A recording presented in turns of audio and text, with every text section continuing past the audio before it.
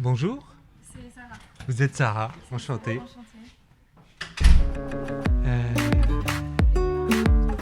Non, ça va, merci. Merci. Ok.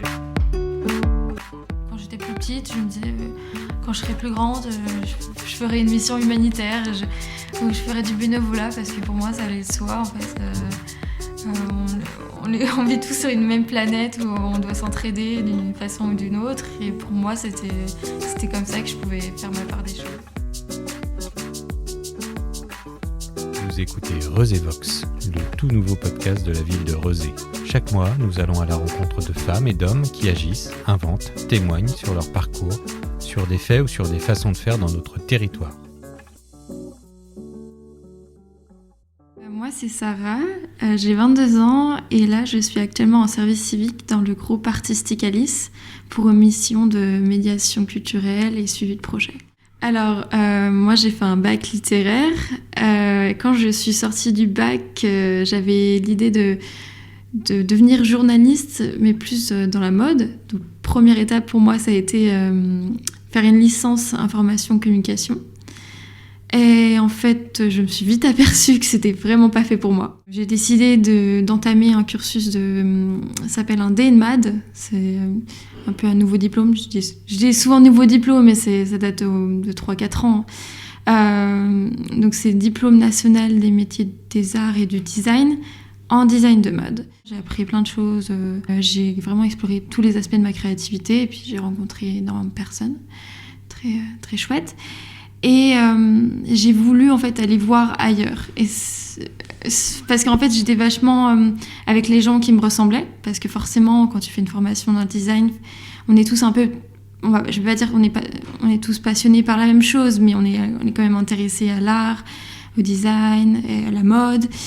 Et j'avais envie de voir d'autres personnes d'un autre milieu qui s'intéressent pas forcément à la mode ou à l'art.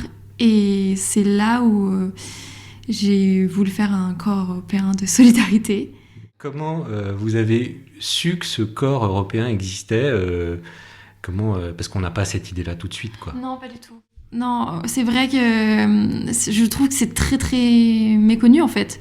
Parce qu'au lycée, on parle de service civique un petit peu et puis les études post-bac, mais c'est aussi une option. Et donc moi, j'ai eu l'information par une amie qui en a fait un. Et je crois en Finlande. Et vraiment, direct, ça a capté mon attention. Parce que j'ai toujours voulu aller à l'étranger et aussi faire du bénévolat, donner de ma personne sans vraiment attendre un retour, mais pas forcément de l'argent ou un truc matériel. Et donc, pour moi, ça a été vraiment l'option parfaite.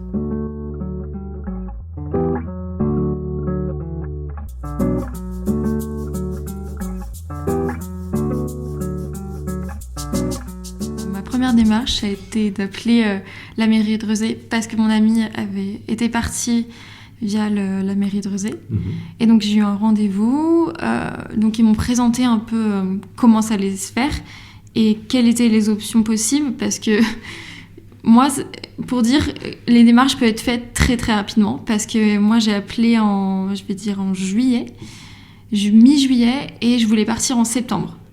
Et au début, j'avais l'idée dans ma tête que ça allait pas se faire, parce que normalement, toutes ces démarches, c'est long, et j'avais l'impression que il y avait beaucoup d'administratifs, et pas du tout.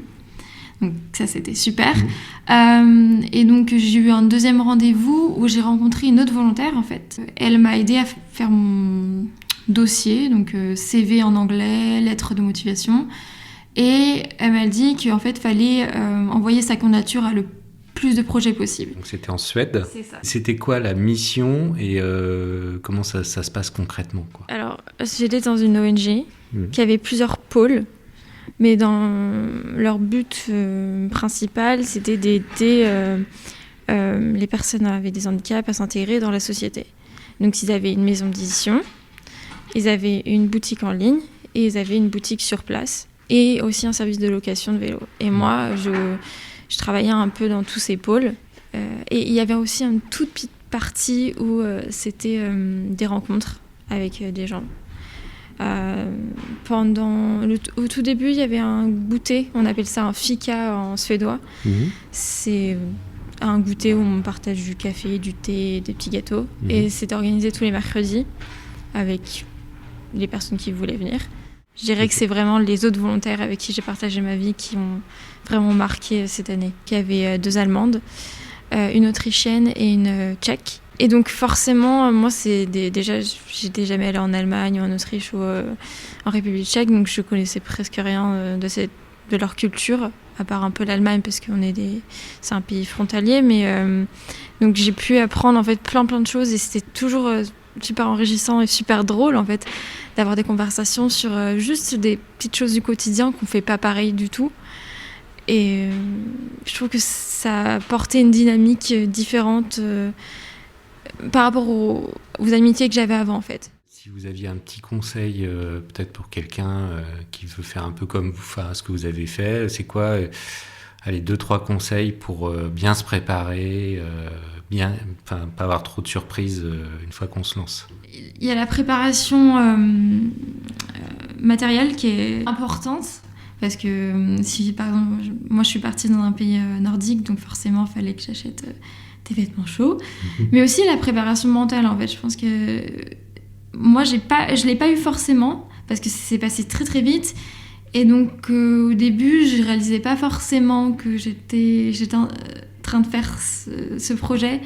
Et donc peut-être faire par étapes, écrire les étapes avant son voyage et écrire pendant ce séjour et après.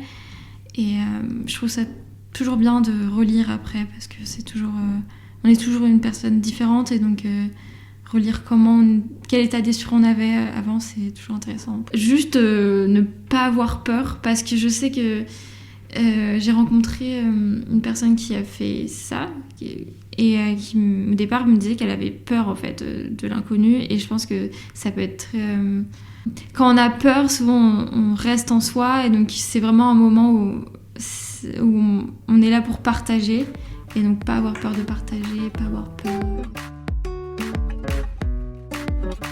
Si comme Sarah vous souhaitez donner de votre temps au sein de ce corps européen de solidarité, n'hésitez pas à pousser les portes de la mairie de Rezé. Merci d'avoir écouté cet épisode de Rezé Vox. On se retrouve le mois prochain pour une nouvelle rencontre.